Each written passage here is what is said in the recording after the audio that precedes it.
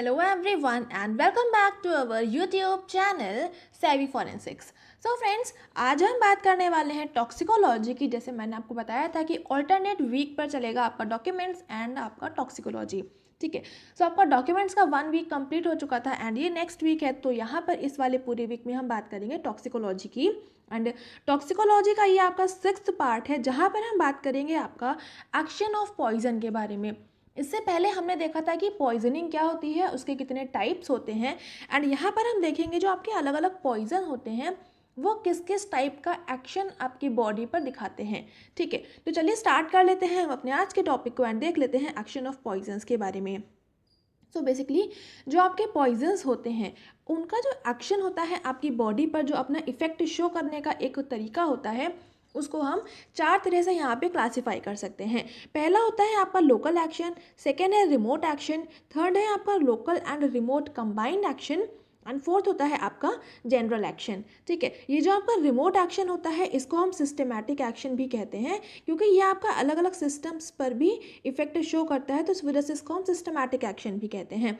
And ये जो आपका रिमोट लोकल कंबाइंड एक्शन होता है इसको हम रिमोट लोकल एक्शन भी कहते हैं। ठीक है, क्योंकि वो एक ही चीज़ है, अगर हम यहाँ पर कंबाइंड यूज़ करें या ना करें, रिमोट लोकल साथ में यूज़ हो रहे हैं तो ऑब्वियस सी बात है वो कंबाइंड ही होगा। ठीक है, तो ये होते हैं इनके अदर नेम एंड अभी हम इनको डिटेल में पढ़ लेते हैं। तो सबसे पहले हम बात कर लेते हैं लोकल एक्शन के बारे में। ठीक है, सो अगर हम बात करें लोकल एक्शन की, सो जब कोई भी पॉइजन आपकी बॉडी में इंटर करता है, किसी भी मेथड से वो इंटर कर रहा है, डजेंट मैटर कौन कौन से आपके मेथड्स हो सकते हैं, कौन कौन से मोड हो सकते हैं, वो ऑलरेडी हम डिस्कस कर चुके हैं। जो अभी तक नहीं देखा है तो प्रीवियस वीडियो में ज़रूर से जाकर देख लीजिएगा। ठीक है, तो जब कोई भी पॉइजन किसी भी बॉडी के अंदर इंटर करता है, तो मान लीजिए जब वो इंटर कर रहा है तो उसमें क्या करेगा, जिस भी आपके बॉडी ऑर्गन से, जिस भी बॉडी टिश्यू से वो आपका कांटेक्ट में आता जाएगा, उस आपकी जगह को वो पॉइजन डैमेज करता जाएगा। ठीक है, तो इसकी डेफिनेशन की अगर हम बात करें, a poison cause damage to that organ, tissues और body part that comes first in contact with it. जैसे जैसे कोई भी आपका पॉइजन के कांटेक्ट में आपका बॉडी ऑर्गन या फिर टिश्यूज आते रहेंगे, वैसे वैसे वो उसको डैमेज करता हुआ चला जाएगा। It results from its direct action on the part and may cause corrosion, as in the case of strong mineral acids, or congestion and inflammation, as in the case of irritants. So जब इसमें क्या होता है, इसमें जो direct action होता है आपके जो भी बॉडी पार्ट होते हैं, जो भी ऑर्गन होते हैं, उसमें डायरेक्टली ही आपका डैमेज कॉज करते जाता है। इसमें कुछ भी ऐसा स्पेसिफिक नहीं होता है कि एक पर्टिकुलर ऑर्गन पर ही, एक पर्टिकुलर आपके सिस्टम को ही डैमेज कॉज करेगा। ये आपकी जिस भी पार्ट के, जिस भी बॉडी पार्ट के, जिस भी टिश्यू के कांटेक्ट में आता है उसको ये डैमेज कॉज करता है। एंड इसमें जो आपके डैमेजेस होते हैं जनरली आपका कोरोजन देखने को मिलता है, जितने भी आपके स्ट्रॉन्ग मिनरल एसिड्स होते हैं उनके केस में। जब कभी भी आपके बॉडी के अंदर कोई भी स्ट्रॉन्ग मिनरल एसिड आपकी बॉडी में इंटर करता है, तो उस केस में जो आपकी बॉडी में डैमेज होता है उसको हम बोलते हैं कोरोजन। ठीक है, सेकंड अगर हम बात करें, अगर कोई भी इरिटेंट पॉइजन है, मतलब आपका जो पॉइजन होता है उसका अलग अलग क्लासिफिकेशन होता है, तो वहाँ पर आपके एक टाइप होता है स्ट्रॉन्ग मिनरल एसिड का, एक होता है आपका इरिटेंट्स का। इसके अलावा और बहुत अलग अलग टाइप्स होते हैं। तो क्लासिफिकेशन जब हम पॉइजन का पढ़ेंगे बहुत ही जल्दी, वो वाला वीडियो भी आ जाएगा, तो वहाँ से आपको सब कुछ क्लियर हो जाएगा।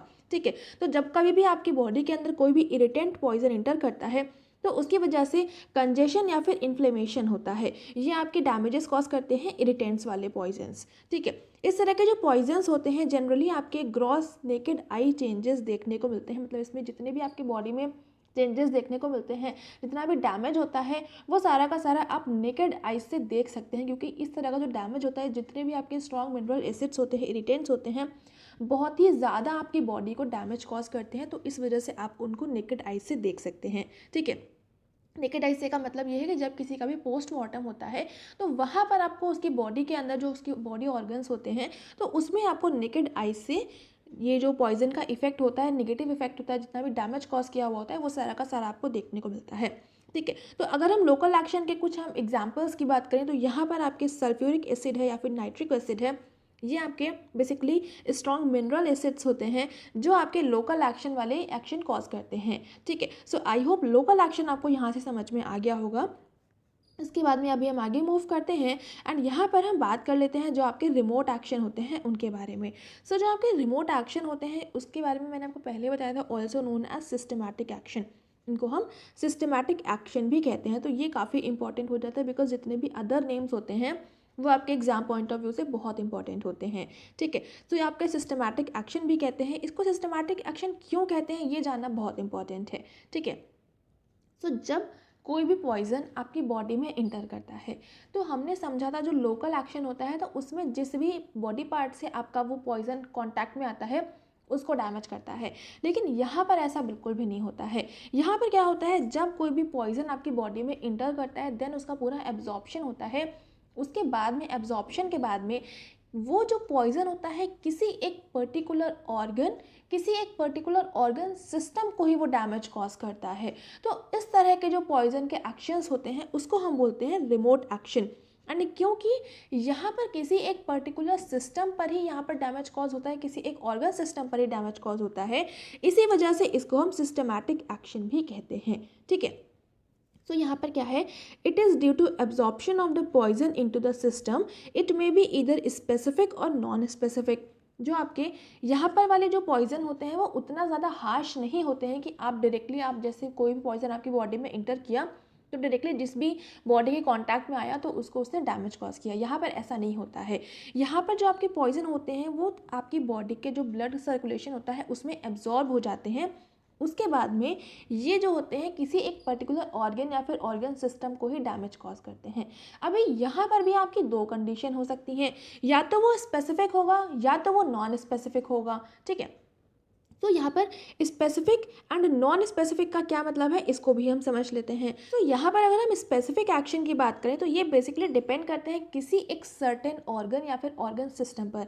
मतलब कि यहाँ पर क्या होता है, जो पॉइजन होता है वो किसी एक स्पेसिफिक ऑर्गन पर ही अपना इफेक्ट शो करता है। मतलब उस पर्टिकुलर ऑर्गन सिस्टम या फिर उस पर्टिकुलर ऑर्गन पर ही अपना निगेटिव इफेक्ट शो करते हैं। एंड यहाँ पर क्या होता है, उसकी हर एक पॉइजन की अपनी अलग स्पेशल एफिनिटी होती है कि वो कौन से वाले आपके बॉडी ऑर्गन को इफेक्ट करने वाला है, ठीक है। तो यहाँ पर अगर हम एग्जांपल की बात करें तो जैसे जो आपके ओपियोइड्स होते हैं, ओपियम वाले जो आपके पॉइजन्स होते हैं वो सारे के सारे आपके सेरेब्रल कॉर्टेक्स को ही डैमेज कॉज करते हैं। स्ट्राइटीन अगर हम बात करें तो ये जो होता है आपके स्पेसिफिक स्पाइनल कॉर्ड पर ही डैमेज कॉज करता है। इसी तरह से आपके और बहुत अलग अलग टाइप के पॉइजन होते हैं जो स्पेसिफिक होते हैं कि आपके पर्टिकुलर इसी ऑर्गन पर डैमेज कॉज करेंगे। मान लीजिए कोई पॉइजन है तो स्पेसिफिकली वो आपके रेस्पिरेटरी ऑर्गन्स पर ही डैमेज कॉज करेगा, स्पेसिफिकली आपके एक्सक्रीटरी ऑर्गन पर ही डैमेज कॉज करेगा, स्पेशली गैस्ट्रोइंटेस्टिनल ऑर्गन होते हैं उन्हीं पर डैमेज कॉज करेगा। तो ये आपका डिपेंड करता है कि कौन सा पॉइजन है एंड वो स्पेसिफिकली जिस भी ऑर्गन के अकॉर्डिंग उसकी स्पेशल एफिनिटी होती है उसी पर्टिकुलर ऑर्गन को वो डैमेज कॉज करता है, ठीक है। तो ये तो होते हैं आपके स्पेसिफिक वाले जो रिमोट एक्शन होते हैं। नेक्स्ट अगर हम बात करें जो आपके नॉन स्पेसिफिक होते हैं तो वहाँ पर क्या होता है, कुछ पॉइजन आपके इस तरह के होते हैं जैसे कि जो क्रोसिव्स होते हैं जो कि केपेबल होते हैं रिमोट एक्शन को प्रोड्यूस करने में, जो कि आपके नॉन स्पेसिफिक एक्शन होते हैं।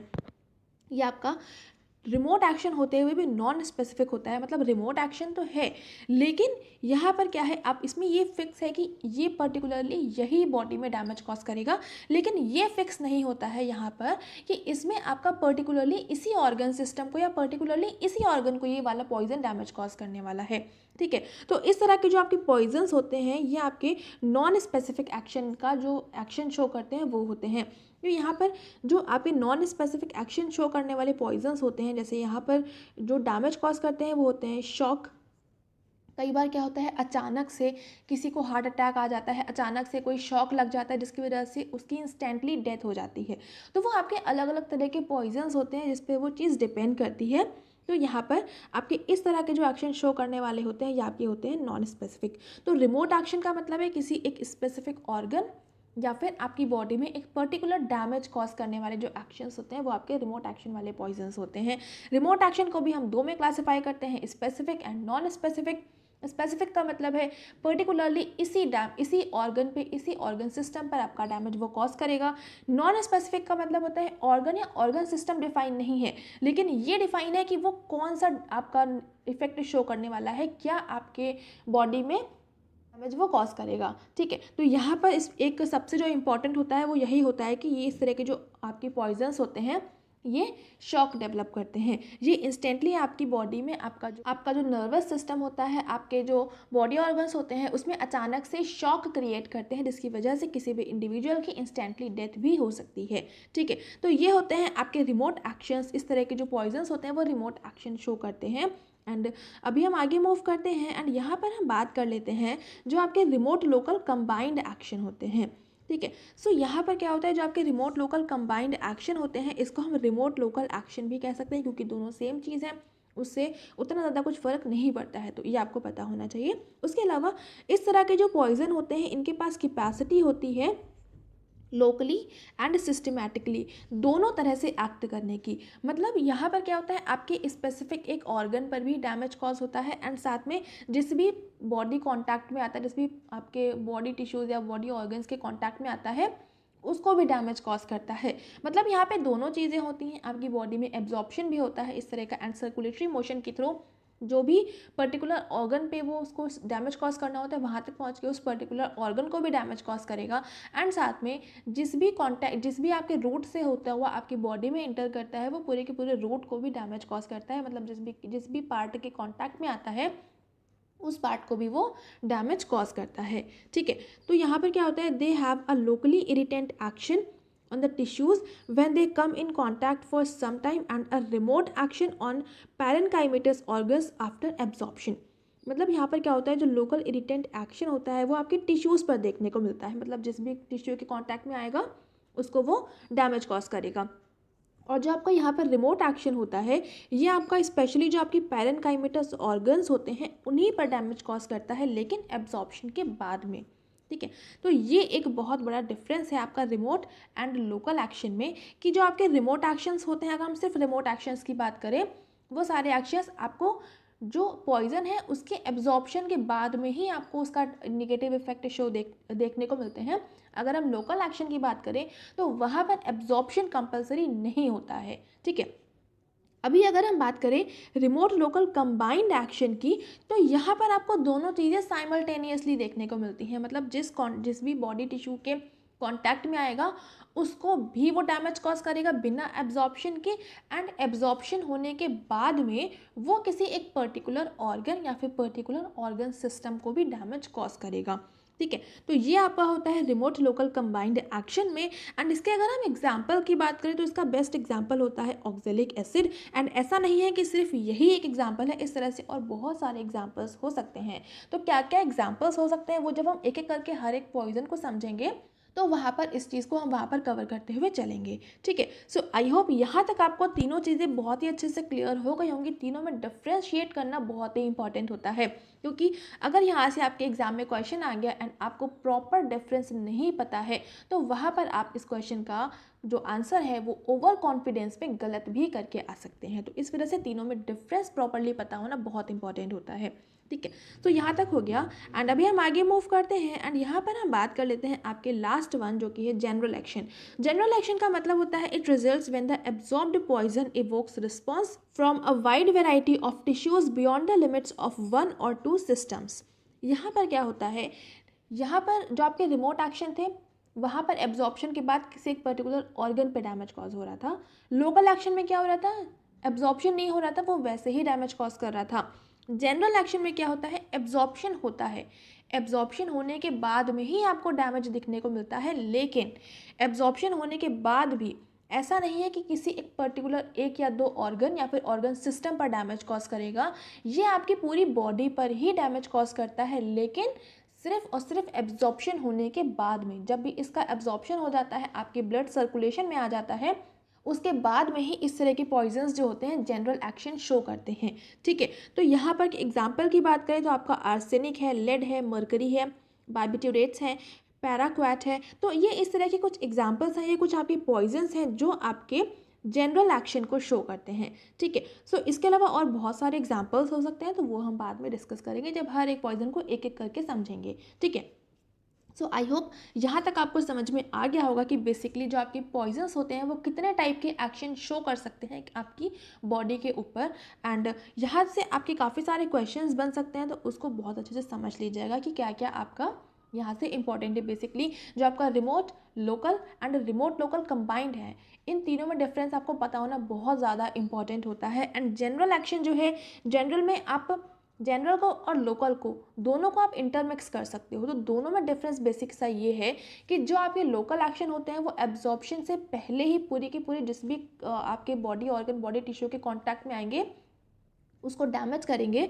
लेकिन जो जनरल एक्शन होता है वहाँ पर आपका एब्जॉर्प्शन होने के बाद में वो अपना डैमेज शो करते हैं। ठीक है, तो दोनों को बहुत अच्छे से समझिएगा, यहाँ पर आपको कन्फ्यूजन क्रिएट हो सकती है। एंड ओवर कॉन्फिडेंस में अगर मान लीजिए आपके एग्जाम में क्वेश्चन आ गया तो गलत भी हो सकता है, तो इस चीज़ को बहुत अच्छे से समझ लीजिएगा। ठीक है, सो आई होप यहाँ तक आपको सारी चीज़ें बहुत ही अच्छे से क्लियर हो गई होंगी एंड ये वाला टॉपिक भी यहाँ पर कंप्लीट होता है।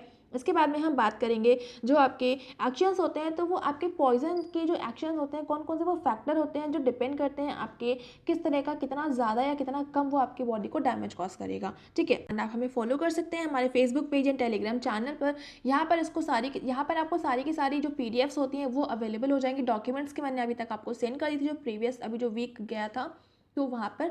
एंड जो टॉक्सिकोलॉजी की वो भी आपको जल्दी ही अवेलेबल हो जाएगी। एंड ये वाली जो PDF है ये भी आपको इसी चैनल पर अवेलेबल हो जाएगी। तो अभी तक ज्वाइन नहीं करा है तो इसी वीडियो को डिस्क्रिप्शन में जाएंगे, वहाँ पर आपको लिंक मिल जाएगा एंड वहाँ से डायरेक्टली आप ज्वाइन कर सकते हैं। ठीक है, एंड अगर आपको ये वीडियो पसंद आ रहा है तो इसको लाइक ज़रूर से कर देंगे, अपने फ्रेंड्स के साथ में शेयर ज़रूर से कर देंगे। शेयर प्लीज़ ज़्यादा से ज़्यादा करिएगा ताकि हमारा 2000 सब्सक्राइबर्स का टारगेट जनवरी तक कंप्लीट हो जाए। एंड चैनल पर नए हैं तो चैनल को सब्सक्राइब कर लेंगे, बेल आइकन प्रेस कर लेंगे for daily updates. And thank you so much for watching me here.